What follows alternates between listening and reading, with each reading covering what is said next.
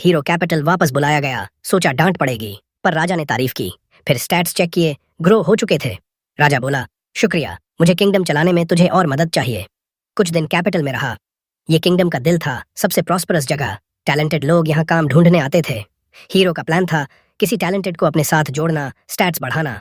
पहली कैंडिडेट एक young girl जो इनक्रेडिबल सिंगर थी, अप एंड कमर के तौर पर चर्चा में थी। हीरो ने थिएटर पता किया, जोई के साथ बैठ गया। जल्दी ही टॉप हैट वाली यंग गर्ल एली स्टेज पर आई। गाना शुरू किया। हीरो उसकी आवाज में खो गया। टेक्निकल बेस्ट नहीं, पर पैशन बहुत था। सोचा राइट ट्रेनिंग से ग्रेट बन सकती है। उसे अंडर विंग लेने का मन हुआ, पर परफॉर्मेंस खत्म होने से पहले गूंज थिएटर में घुस आए। चिल्लाए, ऑली डम एस बंद कर। सब डर गए। गूंज स्टेज की तरफ बढ़े। एक वर्कर रोकना चाहा, पर फैटी ने धक्का दिया और स्टेज पर चढ़ गया। ऑली से बोला, पैसे दे, तेरे पिता का डेट है। ये सिंगिंग से पैसे नहीं आएंगे। ऑली कांपते हुए बोली, प्लीज जाने दो, मैं कोशिश कर रही हूँ, जल्दी पे कर दूंगी। फैटी बोला, ये गार्बेज वे है।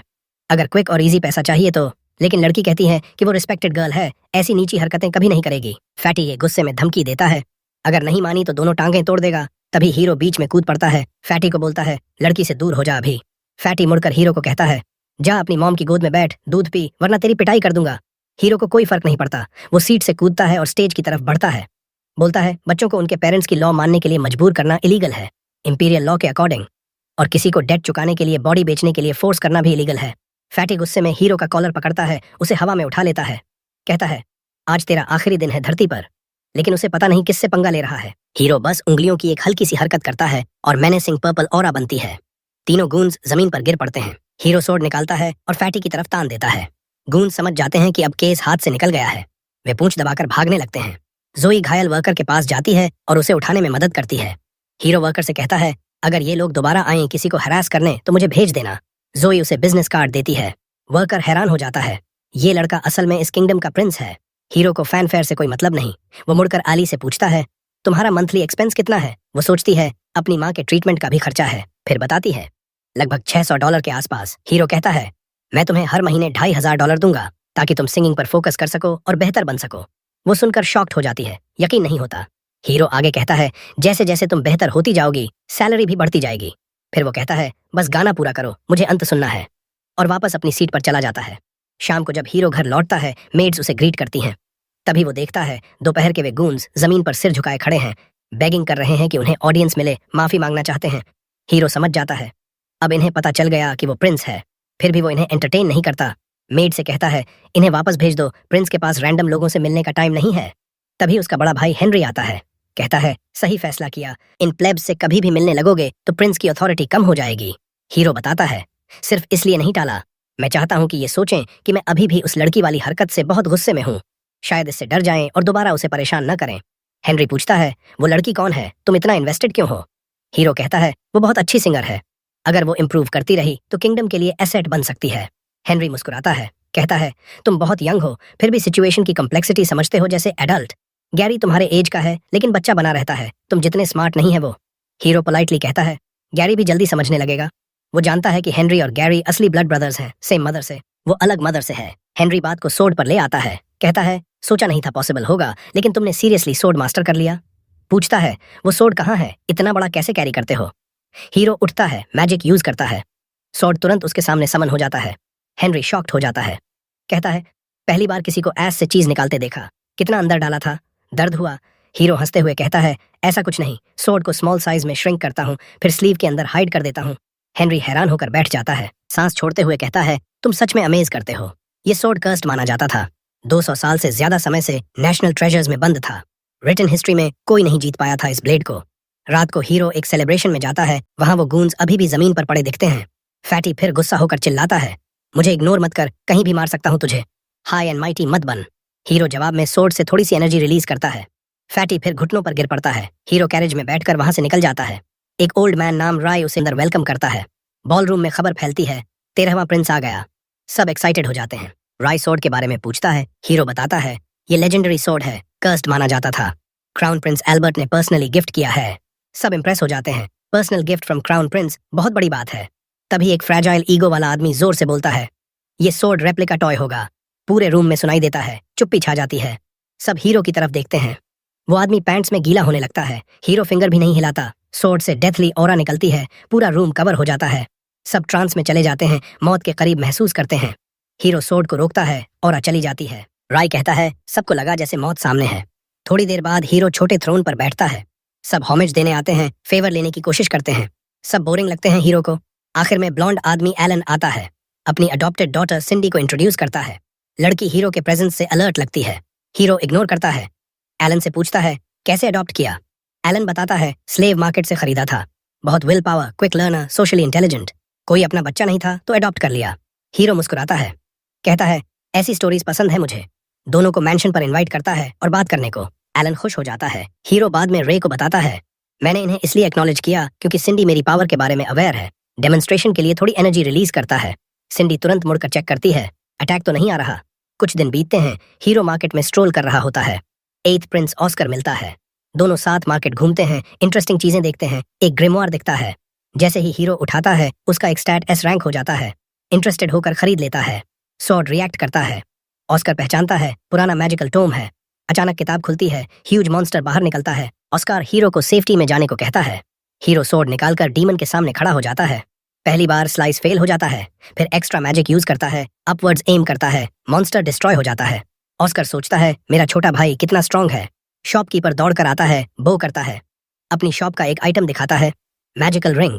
कहता है ये रिंग किसी को ओनर नहीं माना अब तक। हीरो थंब में पहनता है, मैजिक एक्टिवेट होती है, पूरा बॉडी ब्यूटीफुल आर्मर से कवर हो जाता है। Shopkeeper shocked. हीरो को पसंद आता है, तुरंत खरीद लेता है। ऑस्कर कहता है गिफ्ट है मेरा, मत पे करो। फिर हीरो थिएटर जाता है आली को देखने। कैरेज से उतरते ही फैटी सोर्ड से अटैक करता है। हीरो रिंग का शील्ड यूज करके ब्लॉक कर लेता है। कैरेज ड्राइवर फैटी को सबड्यू करके पकड़ लेता है। हीरो इग्नोर करता है, ऑडिटोरियम में जाता है। वहां 2 ड्रंक मैन आली के ऊपर लड़ रहे हैं।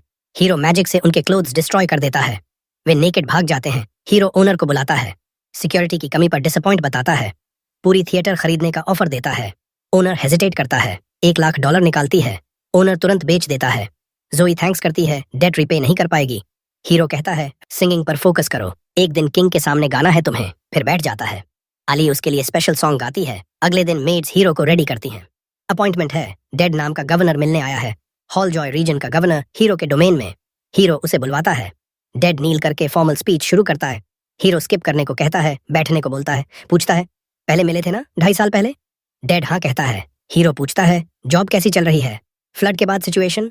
डेड का चेहरा ग्लूमी हो जाता है। हीरो समझ जाता है हालत अच्छी नहीं।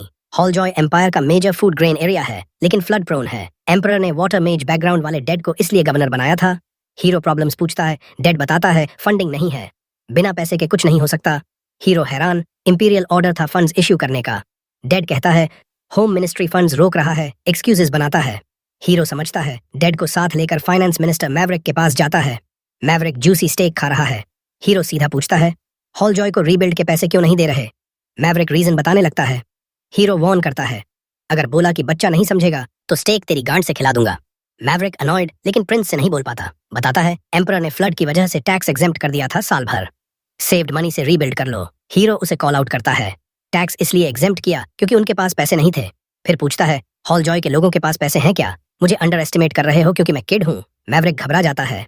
स्टोरी चेंज करता है। अभी मिनिस्ट्री के पास पैसा नहीं, एम्परर के लिए समर रिट्रीट बना रहे हैं। ग्रैंड होना चाहिए, पूरा सिटी बन रहा है लग्जरी के लिए। डेड सोचता है अब एम्परर का नाम आया, कुछ नहीं कह सकते, लेकिन हीरो एम्परर का बेटा है। हीरो बोलता है एम्परर का डिसरिस्पेक्ट कर रहे हो, वो लग्जरियस विला चाहेगा जबकि लोग स्ट्रगल कर रहे हैं। मैवरिक घुटनों पर गिरता है, कहता है मिसअंडरस्टैंडिंग है, तुरंत फंड्स डिस्ट्रीब्यूट करवाता हूँ। सर्वेंट्स को ऑर्डर देता है। हीरो चाय पीते हुए काम बैठता है। डेड नेगोशिएशन से इम्प्रेस्ड हो जाता है। हीरो की स्किल्स देखकर वो बहुत तारीफ करने लगता है। कहता है कि तुम्हारे पास कमाल की स्किल्स हैं, तुमने एक पुराने चालबाज को आसानी से पकड़ लिया। फिर माफी मांगता है कि वो तुम्हें इस्तेमाल करके पैसे निकालने की कोशिश कर रहा था।